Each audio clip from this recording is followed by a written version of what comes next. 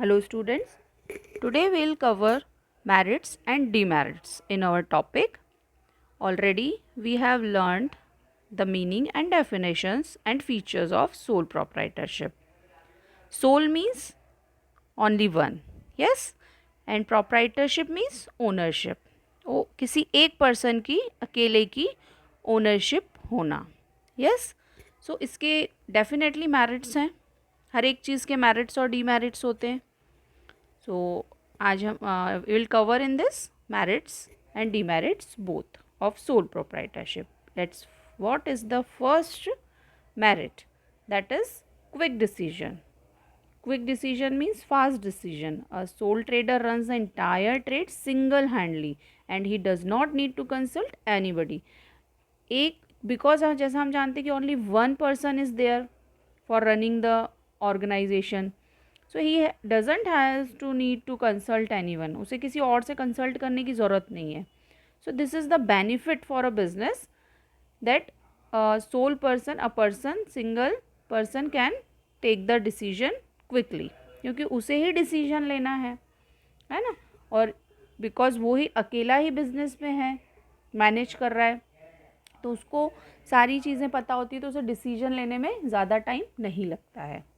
So this is the first merit of sole proprietorship. Next, benefit of secrecy. देखिए, जब कोई business हम run करते हैं तो उसमें बहुत सी इम्पॉर्टेंट चीज़ें होती हैं, है ना, जिसे कि नीड होती है कंसील करने की, हाइड करने की एक बिजनेसमैन को.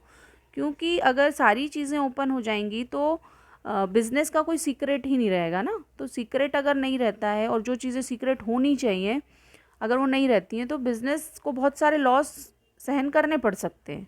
तो ये एक बेनिफिट है सोल प्रोप्राइटरशिप का, क्योंकि वो सिंगल हैंडली होता है, सिंगल पर्सन के हाथ में होता है बिज़नेस. सो वो उसे सीक्रेट रख सकता है जब तक कि वो किसी को ना बताए, है ना.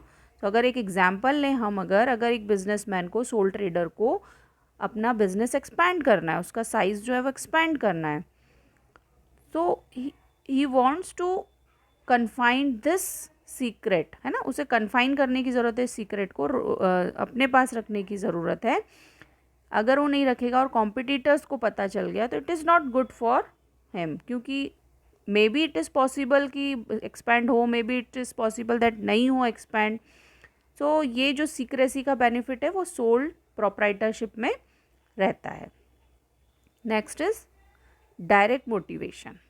डायरेक्ट मोटिवेशन कैसे? बिजनेस को होल हार्टेडली रन करने के लिए सोल ट्रेडर जो होता है वो डायरेक्ट मोटिवेशन लेता है. कैसे? क्योंकि रिवॉर्ड जो है बेस्ट मोटिवेशन है ना.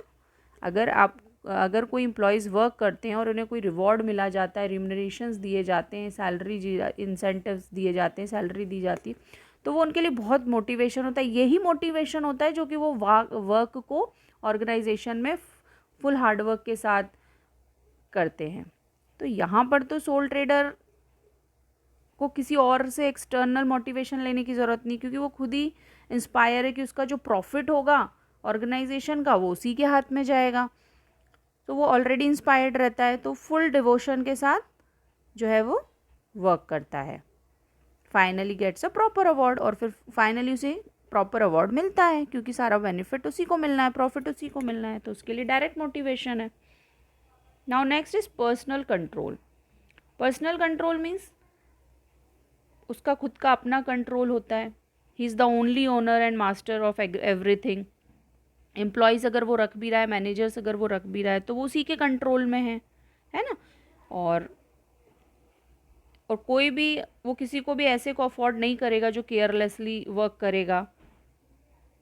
सो ऐसे में वो अच्छा वर्क पॉसिबल होता है एक सोल प्रोप्राइटरशिप में, लेस कॉस्ट पे और टाइम में. वो personal control is there in sole trader, sole proprietorship.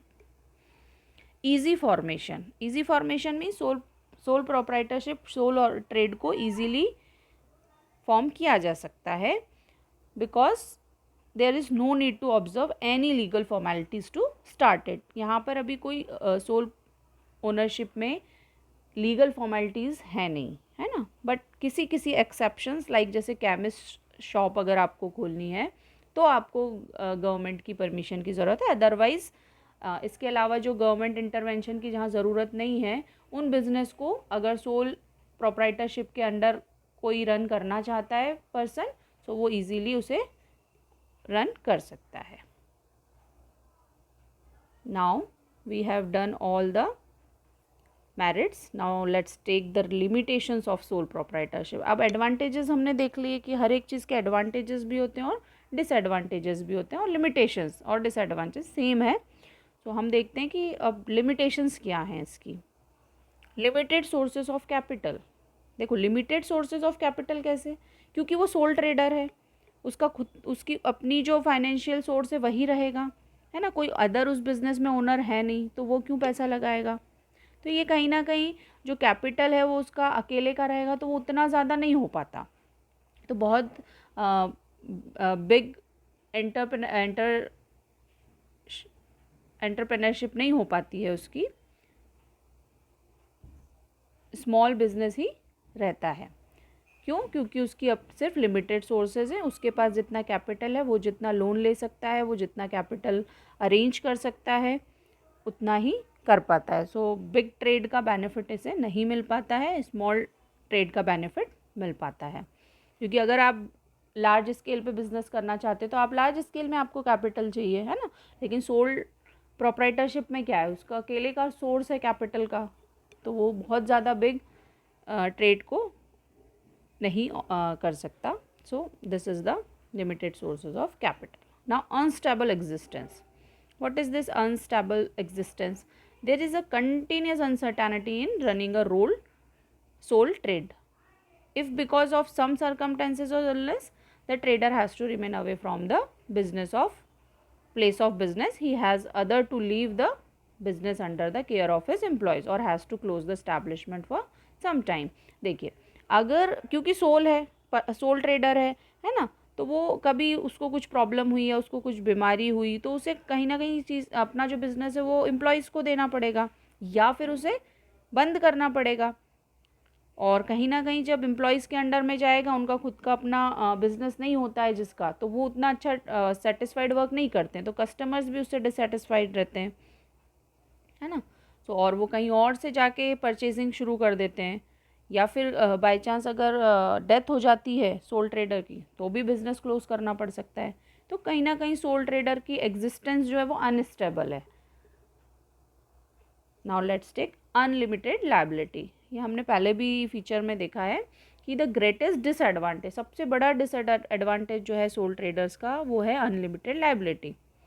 इसमें सबसे ज़्यादा रिस्क होता है, क्योंकि सोल ट्रेडर को अगर कोई रिस्क फेस करना है, कोई रिस्क रहता है बिजनेस में और बाई चांस से कोई लॉस हो जाता है, तो उसे अपना खुद का हाउस होल्ड थिंग्स भी सोल्ड करनी पड़ती हैं, उसकी पर्सनल प्रॉपर्टी भी उसे दाव पे लगानी पड़ती हैं। So the unlimited liability is the greatest hurdle in the way of the development of sole trade. और ये कहीं ना कहीं एक रिस्क हमेशा सोल ट्रेडर में बना रहता है, तो ये सबसे बड़ा डिसएडवांटेज है। नाउ अनबैलेंस्ड मैनेजमेंट, बिकॉज देखो अनबैलेंस यानी बैलेंस नहीं होना, और जो बैलेंस नहीं होती चीज़ें तो वो सही नहीं होती हैं, बैलेंस होना बहुत ज़रूरी है। तो अनबैलेंस्ड मैनेजमेंट कैसे होगा, क्योंकि एक ही पर्सन है, सोल ट्रेडर है, तो एवरी एक्टिविटी ही हैज़ टू परफॉर्म, है ना, purchasing, financing, marketing, production, everything ही हैज़ टू परफॉर्म, है ना, सब चीज़ें उसे मैनेज करनी है। तो अगर कोई एक ही पर्सन सारी चीज़ें मैनेज करेगा तो उसका रिजल्ट क्या होगा, है ना, रिजल्ट क्या होगा, imbalance. So this is the limitation of soul trader, unbalanced management. Now we have done. I hope you understood.